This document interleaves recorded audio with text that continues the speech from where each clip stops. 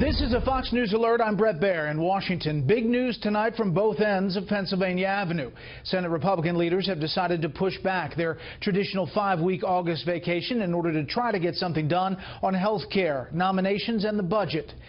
And the White House is dealing tonight with yet another revelation in the investigations into Russian interference in the 2016 election and allegations of collusion with the Trump campaign. We're getting a look today at the emails that set up a June 26 meeting between Donald Trump Jr. and a Russian lawyer who was said in the email to have incriminating information about Hillary Clinton and the Russians. The president's son released the emails this morning in what his father called an act of transparency. They were released ahead of a New York Times story that claimed to have the email thread. His father's enemies are sharpening their political pitchforks, using words such as perjury and even treason as they try to prove that Russia tried to sway last fall's election and help the Trump campaign. We are hearing tonight for the first time from Donald Trump Jr. What we know tonight is that Donald Trump Jr.'s email chain has changed the dynamic in the investigations and the coverage of them. Correspondent Kevin Corke has the facts tonight from the North Lawn. Good evening, Kevin. And good evening to you, Brett. The emails certainly making a bit of a political firestorm here in Washington today. In fact, the unveiling of those emails really brought into much sharper focus the intent of that now infamous meeting between Donald Trump Jr. and a Russian lawyer. But it's also raising new questions tonight about whether or not that itself constitutes collusion. Things are going a million miles an hour again, and hey, wait a minute, I've heard about all these things, but maybe this is something. I should hear them out. This was, again, just basic information that was going to be possibly there. I didn't know these guys well enough to understand that if this talent manager from Miss Universe, had this kind of thing, so I wanted to hear them out and play it out. Donald Trump Jr. today released a slew of private emails, an effort he said to be transparent about a meeting with a Russian lawyer last summer, and to likely beat the New York Times, which separately planned to publish them. The emails laying out Trump Jr.'s conversation with a British tabloid publicist, Rob Goldstone, who offered to set up the encounter.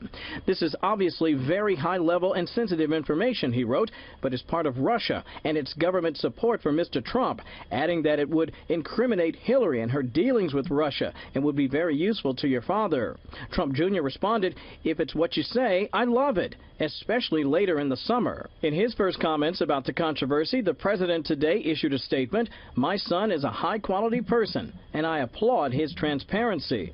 White House officials acknowledge the president is increasingly exasperated by the constant drip of Russia stories. I think that the president is, I would say, frustrated with the process of the fact that this continues to be an issue, and he would love for us to be focused on things like the economy, on health care, on tax reform, on infrastructure, and that's the place that his mind is, and that's what he'd like to be discussing.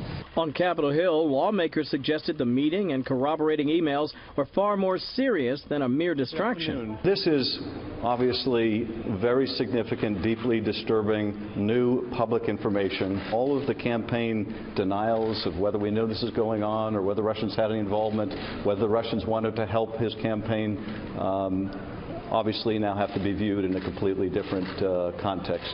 This is moving into perjury, false statements, and even into potentially treason. Natalia Veselnitskaya, the Russian lawyer who, as it turns out, may have used the dirt on Clinton ruse to secure the conversation with the Trump campaign, told NBC News today that Donald Jr. was very interested in anything she might have about the Clinton campaign. It's quite possible that maybe they were looking for such information. They wanted it so badly. Have you ever worked for the Russian government? Do you have connections to the Russian government? No. Experts say this looks a lot less like collusion than a case of gross political naivete. While they might be chumps, that doesn't make them criminals. The fact that they had this meeting is not evidence of treason. People need to really think about the implications of what they're suggesting. Strong words there by Jonathan Turley. By the way, South Carolina Senator Lindsey Graham, who, Brett, you know, is a member of the Senate Judiciary Committee, says that committee will now be prioritizing an interview, or at the very least testimony, from Donald Trump Jr. as soon as possible. For his part, Trump Jr. says he'd be happy to pass along what he knows. Brett? Now, Kevin, I know you've seen all of the pre-taped interview between Donald Trump Jr. and Sean Hannity that'll air tonight at 10 p.m. Is there a sense in that interview that Donald Trump Jr. understood the gravity of what he was being offered here, whether, what exactly he was looking for at the end of that email? Well, that's a terrific question, and I don't think there's any question that in listening to him very carefully, Brett, you got the sense that this is what happens when you're a political novice.